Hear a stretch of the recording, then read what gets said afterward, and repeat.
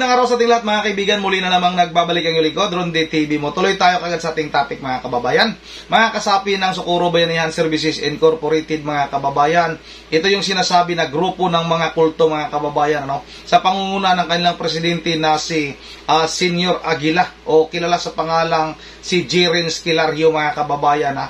Yung mga kasapi nitong grupong kulto na ito mga kababayan, yun na nga ay malayang nakakalabas-pasok na sa kanilang compound mga kababayan doon sa sitio Kapihan mga kababayan. Kung dati ay napakahigpit ng seguridad dyan sa Kapihan na yan na sinasabi nila na kontrolado nitong si Senior Aguila mga kababayan.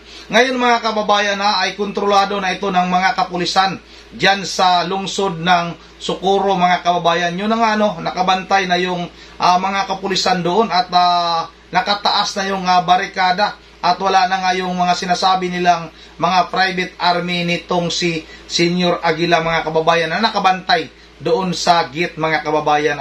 Yun na nga masaya yung ating mga kababayan dyan sa lugar na yan mga kababayan dyan sa Socorro dahil nga kahit hindi mga kasapi ng Socorro Bayanihan Services Incorporated mga kababayan ay malaya na silang nakakapasok sa lugar na yon mga kababayan. At mahigpit din yung pagbabantay ng mga kapulisan dyan dahil nga sa nalalapit na rin na barangay at iski election mga kababayan. At sinisigurado ng mayor ng Socorro mga kababayan na makakaboto ng malaya yung mga kasapi o mga naninirahan doon sa sitio Kapihan mga kababayan. Yun ang mga kababayan, magandang balita ito dahil nga nakakalaya rin sa wakas yung mga dating hindi nakakababa ng Kapihan mga kababayan. Hindi man lang makakadalaw sa kanilang mga kamag-anak doon sa baba mga kababayan dahil nga kontrolado sila ni Senior Aguila mga kababayan. Yun ang mga kababayan, wag na nating patagalin sabay-sabay na natin itong panoorin. Lalang ma-cite in contempt at i-detain sa Senado ang leader ng Socorro Bayanihan Services Incorporated na si Jerens Kilario, nagsimulang mag-alisan ang mga kasapi ng grupo sa sitio Kapihan. Para sa update, live na magbabalita si Gio Robles mula sa sitio Kapihan sa Socorro, Surigao del Norte. Gio, kumusta ang sitwasyon dyan? Alam mo, Cheryl, nakatayo tayo ngayon sa gilid lang ng outpost o assistance desk na itanayo ng PNP sa loob mismo ng sitio Kapihan kung saan malapit sa mga bahay ng SBSI members. Kasabay niyan ay nakamonitor rin ang COMELEC sa lugar para matiyak ang maayos at mapayapang pagdaraos ng nalalapit na barangay at sangguniang kabataan o SK election sa katapusan ng Oktubre. Sa unang pagkakataon, bumisita ang Commission on Elections o COMELEC sa sitio Kapihan kahapon. Bagaman mas maluwag na ang labas-masok ng mga miyembro ng SBSI sa sitio Kapihan, ayon kay Attorney Kim P. Canta, ang election supervisor ng COMELEC sa probinsya ng Surigao del Norte, hindi sila nagpapakampante. In fact, I'm a resident of Socorro. Isolated talaga yung lugar for the longest time. So, the part of the COMELEC, yan yung concern natin. Pagdating ng halalan, baka yung mga tao hindi free makaboto. Aabot sa 2,500 ang registered voters sa komunidad ng SBSI na may lawak na 3 hektarya. At nais din daw nilang matiyak na malaya makakapangampanya mga kandidato sa sitio Kapihan. Because we know for a fact that the residents of Kapihan are voters sa Barangay Siring. And in Barangay Siring, there are candidates. So as far as COMELEC is concerned, kailangan nating ma-check kung yung mga kandidato natin is pwede bang mga kampanya doon. So, maging mga bisita, mas maluwag na rin ang pagpanik sa sitio Kapihan. Si Fredgie, tuwang-tuwa habang nag-aayos ng kanyang habal-habal bago bumiyahe sa bayan. Maluwag ka, sir, maluwag. Hiniling na rin daw ng PNP sa SBSI na wag harangan ang nag-iisang daan papasok at palabas ng sitio. Kaya ang boom barrier na ito hindi na raw ibababa para wala ng sagabal. Nasa mukha po nila, ang bakas po sa mukha nila yung kasiyahan. Sa ngayon, sinuspende ng DNR ang Protected Area Community-Based Resource Management Agreement ng SBSI. May mga nilabag daw kasi ang SBSI sa terms and conditions nito, kabilang ang paghihigpit sa pagpasok sa lugar, paglalagay ng checkpoints, pagsasagawa ng pang-militar na training. 2019 pa raw yan iniimbestigahan ng DNR pero hindi sumasagot ang SBSI rito. Hanggang sa ngayon, matipid rin sa pananalita ang grupo ng matanong sa issue. Sa programang One Balita Weekend, sinabi ni Edelito Sangco, tagapagsalita ng Task Force Kapihan at dati ring naging miyembro ng SBSI na ginagamit ngang dahilan ng grupo ang kasunduan sa DENR para manatili sa lugar. Pero taliwas daw ang ginagawa ng grupo. Nagkaroon ng rampant cutting ng mga trees doon kasi andun sila nakatira at saka basta-basta na lang nilang binubutas yung mga linya ng tubig at their own will. So minsan sinasaway sila ng mga empleyado ng Socorro Water District at sinasabi lang nila na Diyos naman daw ang may-ari ng kalikasan. Wala pang tugon ang DENR pero mga pulis, heto lang ang nasabi. Because previously, according po sa mga lokal po dito na hindi kasapi po doon sa loob ng Kapihan Community, is restricted po yung hindi membro na pumasok po doon. Yun nga, Cheryl, no, kung si Socorro Mayor Riza Rafuncel Taruk Timkang ang tatanungin, imposible na idao sa bayan ng Socorro ang Senate hearing. Aminado kasi si Mayor na wala silang kapasidad o hindi kaya nilang i-accommodate yung mga bisita na dadayo dito sa bayan ng Socorro. Pero sa ngayon naman, Cheryl, wala pang schedule na inilalabas ang Senado kung kailan nga matutuloy ang pagdinig dito sa Isla Bocas Grande, sa bayan ng Socorro na sakop ng Surigao del Norte. Balik sa iyo, Cheryl. Gio, yung sinasabi mong nagsibabaan, ito ba parang lumalabas na sign of freedom? Parang malaya na silang makakalabas-masok? Cheryl, nasabi na nga yan dati no, na yung mga miyembro dito ng SBSI ay mahigpit nga yung pagpayag sa kanila na bumaba doon sa bayan. Same is true din naman sa mga kaanak nila na gusto silang bisitahin dito sa Sitio Kapihan. Pero simula nga nagpatupad ng checkpoint itong PNP mula sa Socorro Municipal Police Station at maging dito sa Socorro, sa Surigao del Norte Provincial Police Office ay mas naging maluwag na yung labas-masok both ng mga miyembro at maging ng mga bisita na gustong pumanik dito sa Sitio Kapihan. May mga nakita nga tayo, Cheryl, noong isang araw pa o nitong weekend lang din, no, mga mini reunion ng mga miyembro sa kanila kaanak, Cheryl. Magmula noong unang hearing, maraming detalye at nakamonitor sila, may mga gusto na bang tumiwalag or nabawasan ang suporta dito sa kanilang grupo? Alam mo, kabaliktaran, Cheryl, yung nangyayari ngayon ay mas naging malakas daw yung paniniwala ng ilang miyembro na nakausap natin dito nga sa grupo nila. Wala raw iwanan, yun yung base nga sa pakikipagkwentuhan ko nga sa ilang mga miyembro dito kanina, kagaya ni Mang Jack, kagaya ni Mang Lulito, na nila wala raw iwanan, mananatili sila dito sa Sitio Kapihan. Sa kabila nga din yan, Cheryl, no, na inilabas ng DENR na suspension order doon sa land agreement nila kung saan nakatirik itong komunidad ng SBSI. Kung sila lang daw talaga yung papipiliin ay ayaw na talagang nilang umalis dito at ayaw nila lang bumalik sa bayan. Cheryl. Maraming salamat. Yun ang mga kababayan, itong mga membro na ito ng Socorro Bayanihan Services Incorporated, mga kababayan. Sa palagay ko lang ay nalason na rin yung isipan ng mga ito, mga kababayan. Wala nang, kumbaga sa mga kababayan, nasa isip nila na wala na silang ibang mapupuntahan. Kung sa palagay ko lang, kung alokin ito ng pamahalaan dyan sa Socorro na magkakaroon sila ng hanap buhay sa baba, mga kababayan, na maano nila, mga kababayan, bigay sa kanila ng pangtusto sa kanilang pangaraw-araw na pangangailangan, mga kababayan. Siguro bababa naman siguro itong mga ito, lalo na ngayon na nabuking na nga yung kanilang leader na si Senior Aguila, mga kababayan, o Jirins Kilario, mga kababayan. Nabuking na yung talagang totoong pakay ng grupo na ito. Biruin nyo, mga kababayan, yung pang-aabuso sa mga kabataan, mga minor de edad, mga kababayan, ikinakasal sa kapwa minor de edad din, ay napakalaking kahibangan yun, mga kababayan. Hindi maganda. Dapat lang talaga sana na mag-alok yung ating pamahalaan ng pangkabuhayan nitong mga tao na ito. Kasi nga, kung bababa sila sa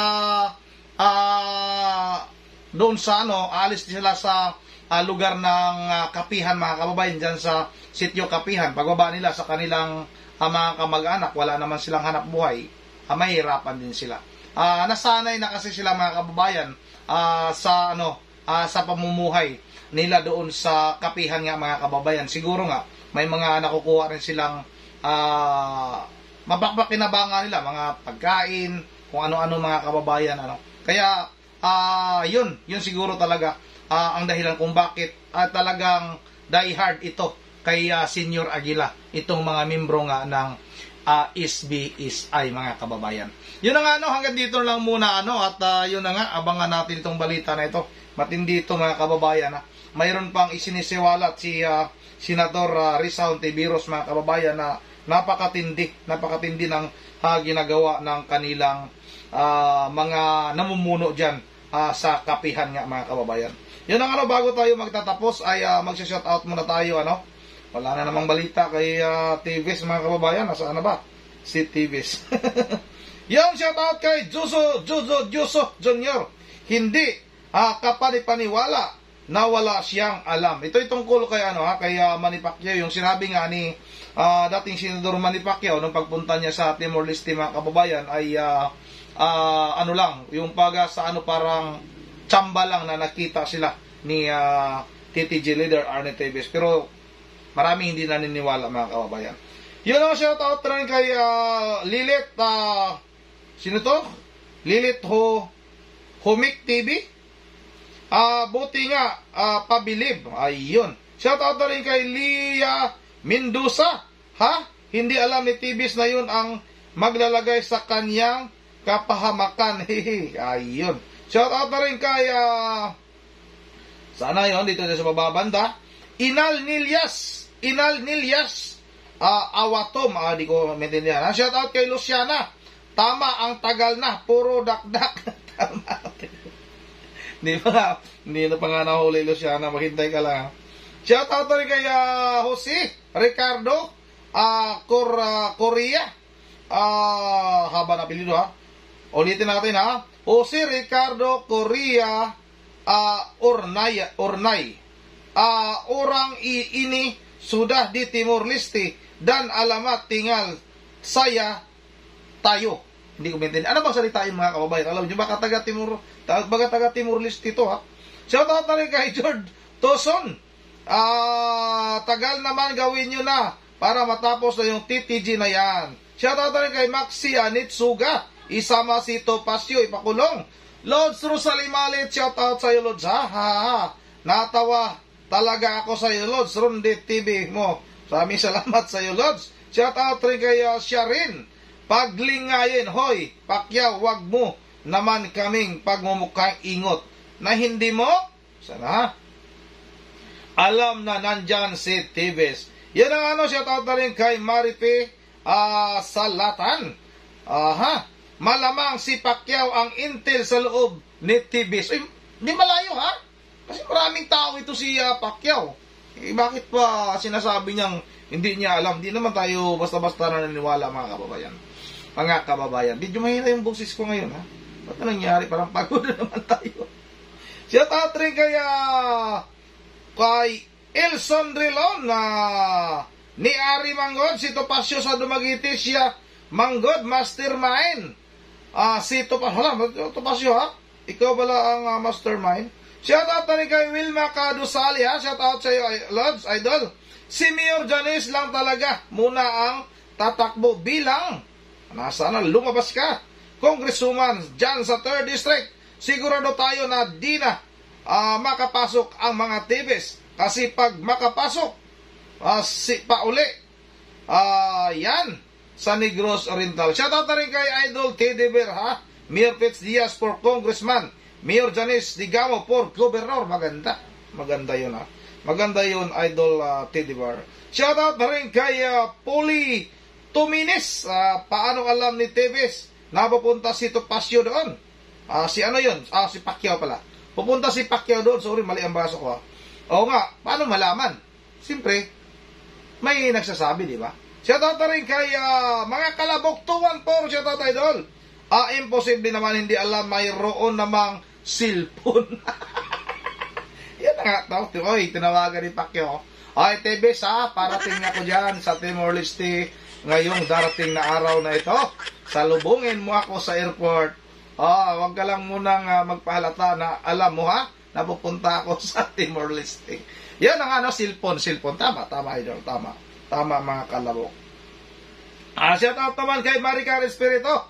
Toto, hindi ka kapaniwala na coincidence ang pagkita nilang dalawa, kundi fully organized yung tagpo, baka may sabuatan niyan. Iyon ang maraming salamat Dodong Digis TV, shout out masyado namang halata ang pagsisinungaling ni Manny. Sabi ni Dodong Digis TV. Shout out sa iyo, idol, Shout out. At yun ang mga kababayan, Marlene Libaton. Yehey! Idol, sabi ni Marlene Libaton. Shout out na rin kay Joel Elliot. Dami nang nawala na vlogger na supportive kay TV's. Asa na ba yan? Dami nang nawala na vlogger na supportive kay TV's act. Pati nga abogado na nawala na rin. May reply Sabi ni Luciana, Luciana, sabi Luciana, pira ni Coach Orle, walang issue na yan. Mga martis lang at nasuya. Para ni Coach Ole, walang issue na yan. Mga marites lang at nasuya. At sabi naman ni Wilderman, sir, nawala na yung bayarang vlogger ni TV sa si Coach Ole. Ito, nandito sa comment section niya. Basahin wala akong, hindi ako naninira ng vlogger Sila nagsasabi nito Yun na nga mga kababayan, hanggang dito na lang muna. Kuminto nila yan mga kaibigang vlogger na yan. Mga kaibigang vlogger kuminto ng ating mga kababayan. Di natin mapigilan yung ating mga kababayan kung ano man yung nasa kanila sa loobin. Kahit sa akin din, may mga nagsasabi ditong bayarang vlogger daw ako. Dahil kumakampi ako kay Ma'am Yorgenes Digamo. Doon tayo kumampi sa naagrebyado mga kababayan. Huwag naman tayong kumampi doon sa porket ba naman may natatanggap kang Gcash doon ka kumakampi. Yun na nga lang, dito lang muna at once again, this is Sunday TV mo. Ingat yung lahat. God bless bawat isa sa atin.